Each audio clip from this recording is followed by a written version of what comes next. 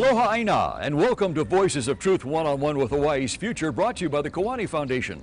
I'm Ehu Keikahu Cardwell, and here we are today on the windward side of Oahu, and I'm going to tell you this right now. We have a fascinating guest on the show, so let's go on over here and meet him. Jeff. Aloha. Aloha. How are you? Good, thank you. Jeff Nash, did I say your name right? Yes, you did. Wonderful, and tell us where we are.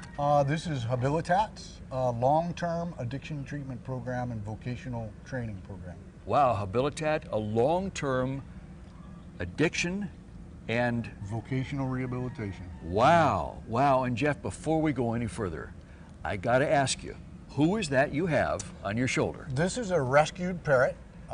He's an orange wing Amazon parrot named Aloha. He was basically in a situation where his family couldn't care for him anymore, and we got asked to care for him. So one of the aspects of our program is we have integrated parrot care into the treatment of the addiction treatment program. Wow, so you have several birds on the property here. We do, yeah. That interact with the people that stay here, yes? Exactly. Wow. Yeah. How long has Habilitat been here? Habilitat was founded in 1971. And basically has been here ever since. We originally started, the guy who started the program was a very well-known character by the name of Vinnie Marino. He was a genius in terms of how to reach people with addiction. He basically created the whole program. It started in Kailua in a small house, and it quickly grew, and about a year after founding the program, he found this property, which was at the time in disarray, and he figured that they could move in and fix it up and be a good neighbor, and that's what we've been doing ever since. Wow, wow. Can we take a tour of the property? Sure, let's go. Super. So, Jeff, tell us what kind of people come through Habilitat here in Hawaii? Well, Habilitat is considered the highest level of care in terms of addiction treatment. So it's a long-term program. It's about 24 to 28 months long, a live-in experience. Okay. They've tried the short-term programs. They've tried the programs that are 90 days, 30 days, and whatnot, and they didn't get the results they were looking for. Most of the people that come here come in lieu of incarceration. So they're sent here by either a probation officer, a judge. They're usually on their way to lengthy incarceration, and they get sent here as an alternative to that. So through the years, we've generated relationships with the judiciary here in Hawaii. So this is, for a lot of them, this is their last chance before ending up in prison. So in the beginning, it's about overcoming the triggers, the relapse issues, dealing with their feelings, learning to make friends, the right kind of friends, and learning to be responsible and accountable. They move to reentry. The second phase, then we place them in a job training program, and we have multiple different businesses: construction, food service. We have a food truck, a very popular food truck. That they actually do.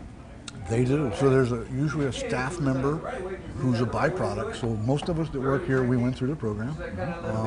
I'm actually on September 11th celebrated 20 years clean and sober. Most of the departments have at least one, sometimes multiple staff members that work in the department and train people. So you'll have a few staff members and then a bunch of people in the program actually doing the hands-on work. So yeah, so we do Christmas trees, we put on a big luau every year as a fundraiser. We do plumbing, we build vinyl fences like this. Wow. We build these all over the island. Wow. We have a very skilled crew that does this. So when participants, we call them residents, we don't call them patients because this is not a medical model. They would move into one of the vocation departments and they'd learn this skill. So when they leave here, they're employable. For years we've understood that just abstinence from substances or stopping the drug use is not enough to create success. So lots of scientific evidence that suggests that you have to address the underlying issues, but you have to also provide them with a way to make a living. So years ago we incorporated vocational training. And Vinnie, the guy Vinnie Marino, who started Habilitat, he was a visionary. So he saw the writing on the wall that basically they could create a vocational training program that served a twofold purpose. They would learn valuable skills that would get them gainful employment on the outside, and we could generate revenue and avoid having to be on the government dole, so to speak. So as such, Habilitat doesn't have a bunch of contracts with the state or federal government. We do get some grant monies like any other. We're a nonprofit organization, a 501c3. But we're not dependent on government contracts and whatnot. A lot of people think drugs are the issue. From our perspective, drugs are a symptom. And we don't really address a whole lot of the addiction. I mean, we do address it, but that's not the focus. The focus is to create a lifestyle. That's a new lifestyle. A new life. Well, a more pro-social lifestyle that's based on hard work, independent self-reliance, and a sense of community. There's only one Habilitat. It was created in Hawaii by a gentleman by the name of Vinny Marino. Right. Vinny was a very gregarious guy. He was very controversial. He was also, I had the honor of being here when he was here. He was very, very smart. He knew how to reach people. He was one of the best teachers. He and his wife are the ones that taught me how to do all this here. And you know, he was a genius in terms of those kind of things. And he used to tell us all the time, you know, the true legacy of his success would be that Habilitat would continue on long after he was gone. He passed away in 2000. Habilitat, obviously, as you can see, is still going very strong Still today. here, yeah. And he was right. You know, he knew what he was doing, and he realized that there was a different approach that was more effective in treating addictions. So, you know, we're still doing what he taught us way back then. Of course, we're evolving as well.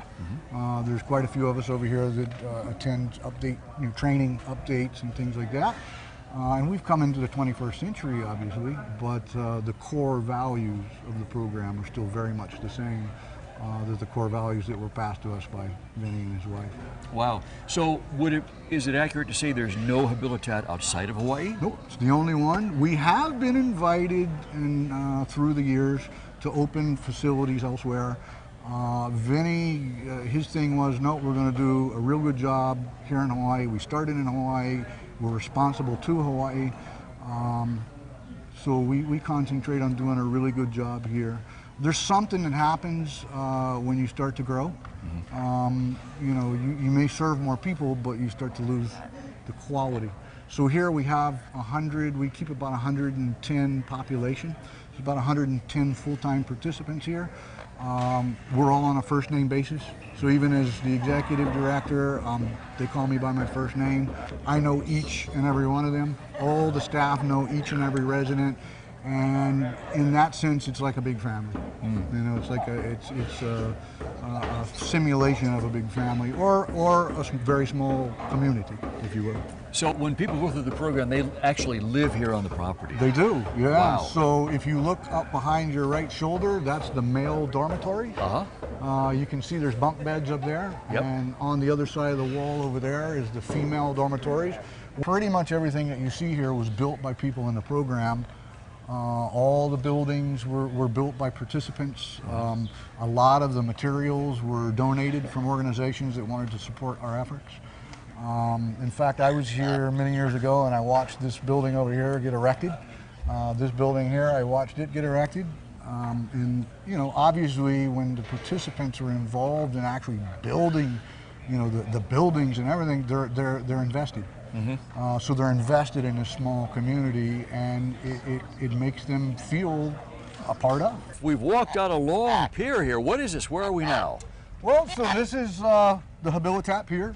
It is a pier that we have legal from the state. We pay a fee to have it out over the water. So you guys built this pier? We built the pier. So this is Habilitat from the back. This is Habilitat from the back or from the ocean side. And anybody that's ever frequented Kaneohe Bay, you can usually, a lot of people don't know it, but you see the big brown building with the Spanish tile roof. Well, that's Habilitat. Wow. And it can be seen from even the YWCA, from the Marine Corps base across the way. You have Coconut Island right there. It's a great spot. You know? How could you not love life here? Yeah, well, yeah, it's a nice place to come and restart your life. You have some boats over here, some outrigger canoes and sailboats and whatnot. Yeah, we do. So we have a couple of four-man canoes and a few catamarans. And we do have a program that basically we teach some waterman type sports. I got into catamaran sailing many years ago, and we were able to get a couple of them secondhand and refurbish them. And we bring people out and we teach them how to paddle, we teach them how to sail, and you know, it's a lot of fun. It's really positive. So our philosophy is, years ago there was this philosophy of just say no. I think it was Nancy Reagan or whatever. Our philosophy is a little different. Our philosophy is just say yes to something other than illicit substances and things that get you in trouble, right? So we want to expose people to as many different life activities, positive life activities as possible. And hence, you know, the birds that we have, the boats. We have a couple of small fishing boats as well, motor boats that we take out. And you know, we're right on the ocean, so we might as well take a little bit of advantage of that periodically. So yeah, great. Jeff, so people can come through Habilitat. Is it only people who have been substance abusers? No, we because of our philosophy, we can deal with any kind of behavioral problems. We've dealt with eating disorders. The vast majority of our people are substance abusers, but that includes alcohol. We have had in years past some Hollywood types that came from California, and there was an eating issue, and we can deal with those kind of things as well. Obviously, with the huge insurgence of substance abuse in America, and especially even here in Hawaii, you know, there's a meth problem here. It's a huge meth problem here, and it's just gotten out of control. So in the beginning, when Habilitat was started, it was mostly heroin addicts and alcoholics, and then we went through a phase of mostly crack addicts, and now it's back, it's methamphetamine. The people from Hawaii are mostly methamphetamine addicts, and now we're seeing a resurgence of opiates, both prescription opiates and street opiates. So we do take people from the mainland too, but the vast majority of people we serve are here in Hawaii. They can come in without any kind of court stipulations. We do have quite a few people here that have done that. They can pick up the phone if they're on, from any payphone actually, you can dial 1-800-872-2525. It's a toll-free number and it'll go directly to our switchboard. Our local number is 235-3691, and you can call and just say, I need help. And then, you know, there's a screening process. We are a licensed special treatment center in the state of Hawaii through the Alcohol and Drug Abuse Division of the Health Department. There is some limitations to the type of people we treat. We're not a medical facility, so we're not doing the medical model. We're not giving psychotropic drugs to anybody. It's more of a holistic approach. So, you know, if there are cases where somebody's used so many drugs that now they require medication to function normally, this probably wouldn't be the place. But the reality is a vast majority of people that need help, they don't fit into that category anyways. If they come from a family that has the ability to pay, then we would expect some kind of compensation. We'll work with them. For us, the money is not nearly as important as the desire and willingness to change. Needless to say, a lot of the people that end up here, they don't have family to support them anymore. They don't have any money left. They've used it all up in every way possible. So the people that come here that have nothing, we've created a situation where, okay, you don't have anything, you don't have anybody backing you, fine, come on in, do as is required, comply with the program, and we'll treat you and you'll earn your way through. So what would happen is they go through the treatment phase for 6 to 9 months. When they got to the reentry phase, they would go into vocational training and they would start to earn a stipend, which they get to keep, but they also are earning revenue to help support paying for the program. So it's a wonderful system that gives people in Hawaii, our idea is to make sure that anybody that wants our help in Hawaii is never turned away. So if you come from Hawaii and you need our help and you can't pay, that's okay. We're going to find a way to get you the help that you want. But you got to want it. You know, we're not into begging people to be here. We don't, you know, people come to us, we don't go to them, kind of thing. But we've always kind of been of the mind that we will find a scholarship way, you know, a scholarship method to put people through the program if they come from Hawaii. And in this day and age where funding is king, we don't relate to that. So if you come to us, you need help and you have nothing, well, we're going to get you the treatment that you need. And obviously, we're very proud of that. You know, we can serve our community in a way that not everybody's able to do. So, you know, we've had people here that, you know, they come and, you know, maybe they're on welfare or whatever and their funding dries up. Well, we're not going to throw you out just because you don't have money. We'll find a way to help you. It's a gradually stepping away from structured program. So in the beginning, it's very highly structured. Very rigid. Very rigid, very structured. They'll be in a meeting all day. Somebody's always with them. They're not even allowed to walk around by themselves. They're usually always on the property here. We have the property's 1 acre in size. So they're going to be here and they're going to be going through intense treatment. They're going to be attending encounter groups. They're going to be attending seminars. Usually every day we do something to work hard, learn hard, and play hard. That's a well-balanced life as far as we're concerned. But in the treatment phase of the program, they're doing it on the property all day. Once they move to reentry, there's going to be reintegrating a little bit with society, and that's why we call it reentry. We're preparing them for reentry into society. So they're going to start to go do things off the property. They may be doing a vocational job off the property, learning at a construction site or catering or, you know, something like that off the property. And then there's a little bit more freedom. So each step up they take in the program there's more expectation and there's more accountability, but there's also more freedom. More responsibility, too. More responsibility, yeah. So we expect a little more the further they are, and we give a little bit more as well. They usually spend about a year in the reentry phase, getting vocational training and getting used to going off the property or whatever. The final mandatory phase of the program is what we call post-reentry. And that's actually the point where they've already learned the vocational skill, they're already acclimated to coming and going, they're okay with that. Now we're going to start to plan for a transition. So we're going to bring in people to help them write resumes. We're going to have mock interviews. We're going to have some computer classes to make sure that they can use the computers for job-seeking activities. Eventually, we're going to send them out to apply for jobs.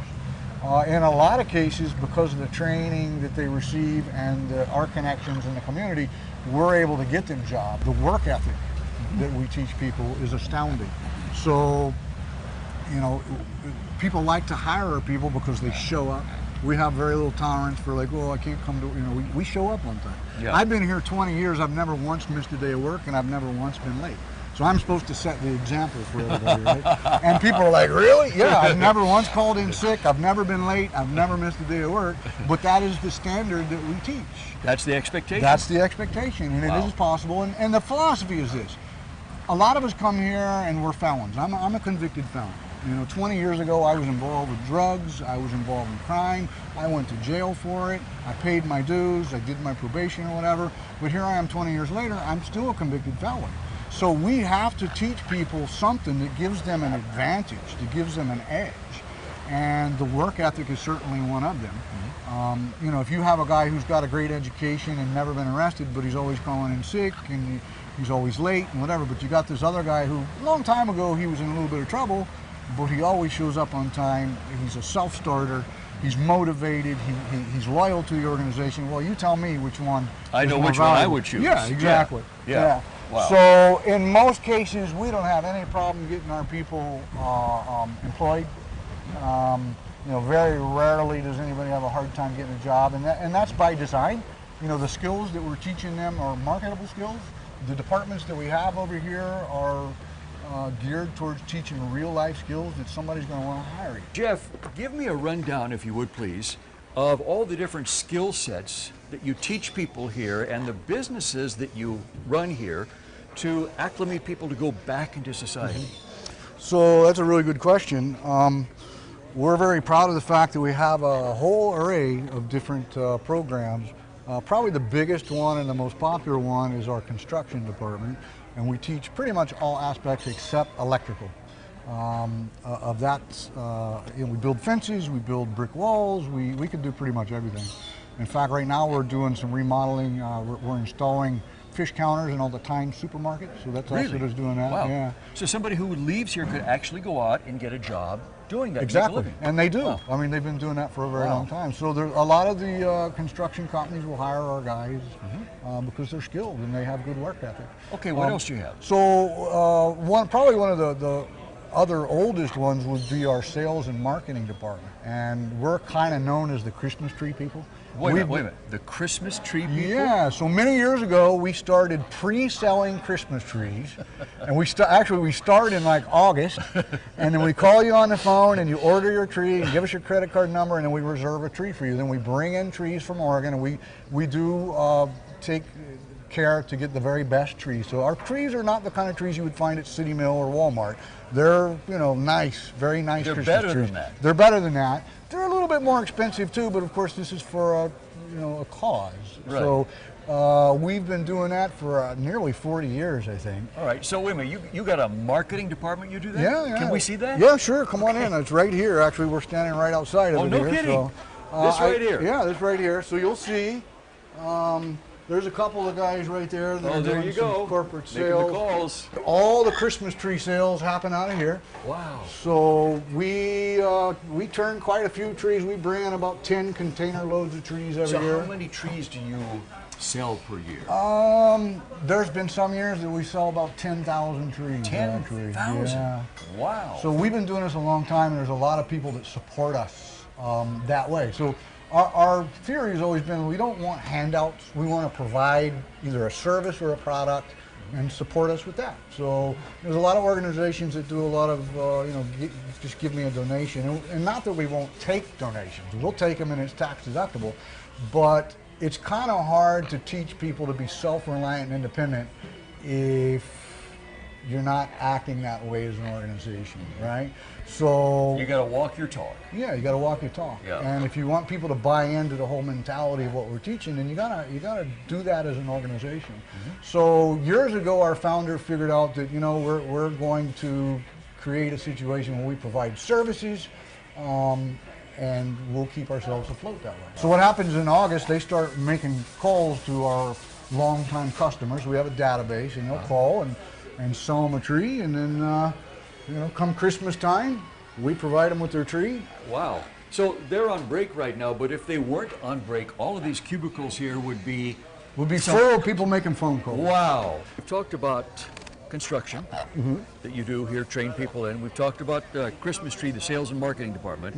What other things, skill sets do you teach people here at Habilitat, Jeff? We have a food service department that's pretty much second to none. For being an institution or having institutional food, we have some of the best food, bar none, in the industry. You mean for catering and stuff like that? Well, they make 300 meals a day out of our kitchen over there. We should probably take a look inside there because there are some people in there working.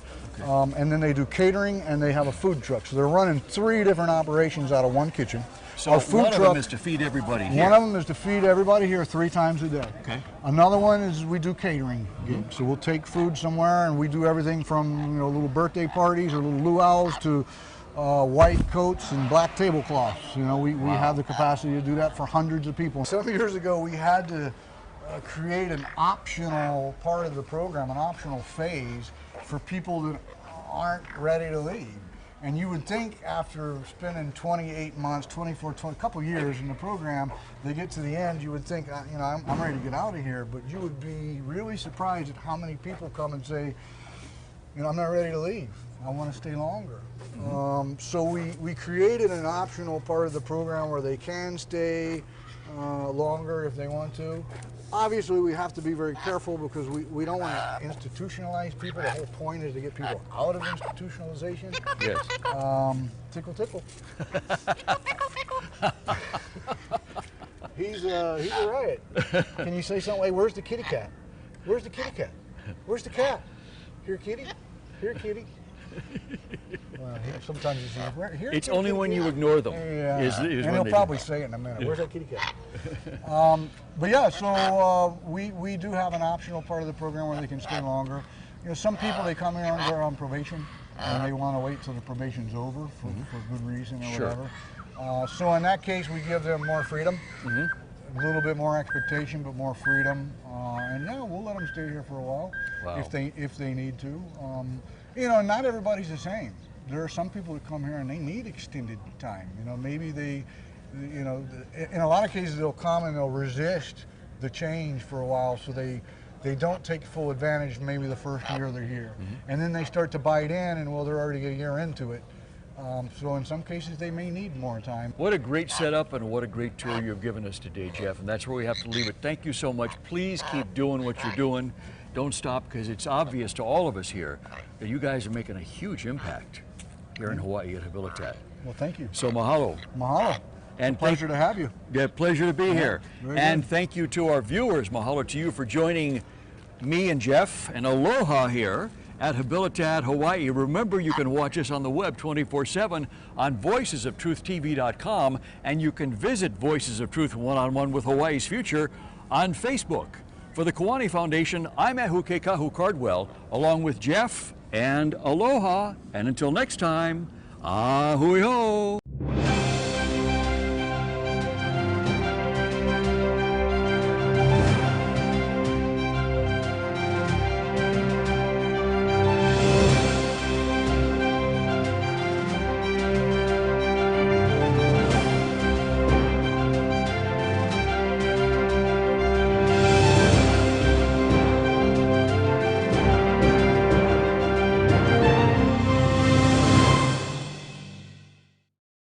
Mahalo for watching Voices of Truth One-on-One with Hawaii's Future.